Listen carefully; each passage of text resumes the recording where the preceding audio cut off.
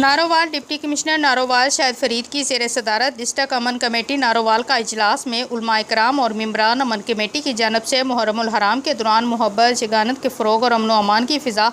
قائم رکھنے اور انتظامیہ کے ساتھ بھرپور تعاون کرنے پر ڈپٹی کمشنر نارووال نے علماء کرام اور ممبران ڈسٹرکٹ امن کمیٹی کا شکریہ ادا کیا۔ اجلاس میں اس موقع پر مستقبل میں بھی امن کے فروغ کو قائم رکھنے کے عزم کیا گیا۔ ڈپٹی کمشنر نارووال نے اس موقع پر کہا کہ علماء کرام محراب کے حقیقی وارث ہیں اور یہ حکومت کے دست و بازو ہیں۔ حکومت ان کو قدر کی نگاہ سے دیکھتی ہے۔ اسلامی افکار کے پھیلاؤ اور امن و امان کے فروغ کے ساتھ ساتھ حکومتی پالیسیوں کو لوگوں تک ممبروں محراب کے ذریعے پہنچانے کے لیے ان کی خدمات قابل تحسین ہے، جیسے کسی بھی صورت نظر انداز نہیں کیا جا سکتا۔ ممبران امن کمیٹی نے اس موقع پر ڈپٹی کمشنر نارووال کو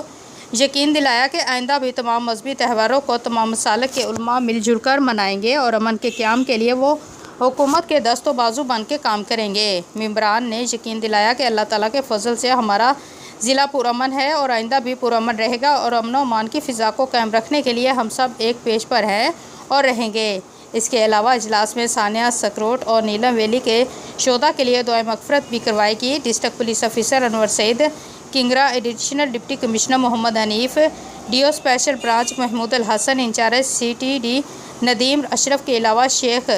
سائر علی، علامہ قاضی محمد یعقوب رضوی، حاجی امجد خان کاکڑ، حافظ عبد المجید بٹ، سمر ناظر، حاجی محمد رفیق نقشبندی، حاجی Ilyas but, Allama Abdul Razzaq Naqshbandi, Pir Zia ul Haq Naqshbandi, Nazir Shibli, doctor Tariq, قاری طلعت محمود جماعتی نے شرکت کی۔ اسپیشل رپورٹر پنجاب ملک شہباز مبارک کا